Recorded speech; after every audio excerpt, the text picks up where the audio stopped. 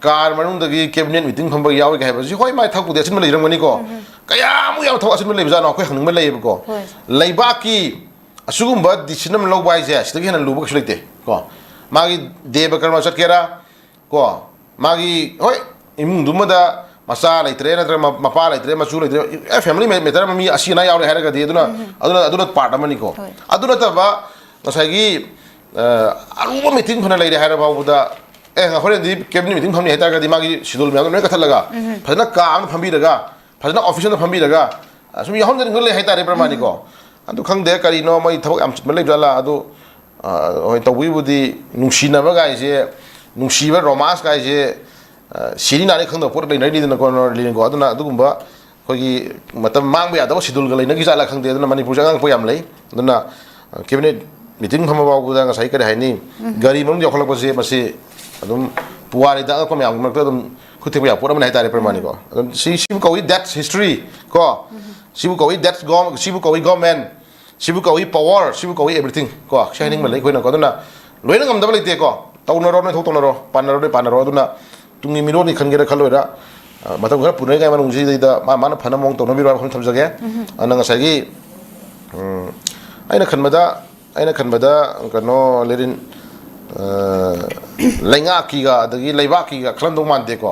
हजुसे नगागी अदुगुंबा इसिनाव तरुक हाटखिबा मोंग तांदर तको मयाम जे अदुगुंबा deputy CM दुगी मागी husband दु यावे हाइरिबनिना मदु कन्न बोना बदमा कैबिनेट मीटिंग सिगा दांदो मादे खनबदा को मदु दंग सोइदन होना बदको अदुना असिना खोरे सुसन बनी को अदुना साइ कैबिनेट मीटिंग गाइसे ए होरेन पुंग तरुक हजिक सेकेंड खरे मीटिंग दोने हाबदि हाइर मोइदन को होरेन पुंग 5 दा पुंग 3 दा पुंग 1 डे पुंग अमगी ममांग पुंग 2 ममांग पुंग 3 ममांग सोइना अनाउंसमेंट थोगनी हाइजरिबो को अदि पुंग 2 मतुंग दा कैबिनेट मीटिंग थोगनी पुंग 3 मीटिंग अदु तारगदी मागी लेरिबो थोग याम काइथोकपिरकांदा अदुम फजना यहनजनिंग को अदुना खंगदे मणिपुर जे अदुना येंग तारे लेट्स सी को येंग तारे कुमै येंग तारे खोदि बबोकनी लीला जे तंखाय हेजंगरे ततने हाइजबदो हजिक सानैबा सुमांग लागी कनो जे तंखाय हेजंगरे इंटरवेन दनी मी मका कलाइसी को हजिक से हौरपदगी नोमै खरा कापम मी खरा हालंबा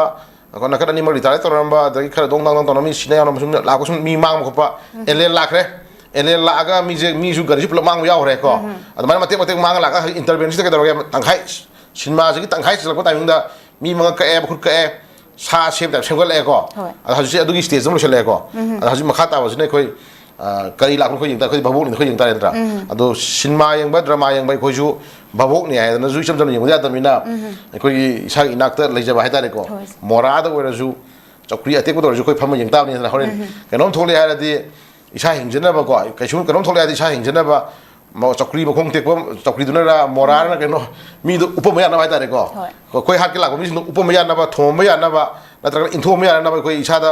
चक्री अतेक बरा मोरा अतेक बरा मा देखो छेनम ताइद्रा अदुना दु फिल्म दा लेदि अदुना ले येंग तारे कुमै येंगसि कैसु हेना हाइनिंगा लेते अदुना ले फिल्म जे चखोर ना बा डेवलपमेंट तबो दि खोइ कैसु येसे दे को तौबियु सनान हाइगेरा नुपा ना हाइगेरा तौबिरो चिंग प्लेन गी लेबे एरिया खरा चिंग लेबे एरिया खरा जे होल मणिपुर हाइदारे को मणिपुर सिदैदा सागरहिंग बसेगोनिंग म्याम तौबिरो को अदुगा ngसागी ai matamda tawbung ma kha tawbiram do aduni development haise loino tawbung gamne ka hajar roidra ana hona birakanda le be issue je kupna yeng birakanda nam ta yo meng yeng bigano ko apunba le di communication gi pen kholau ji tabi wa pham je thai tham jagi yam nungai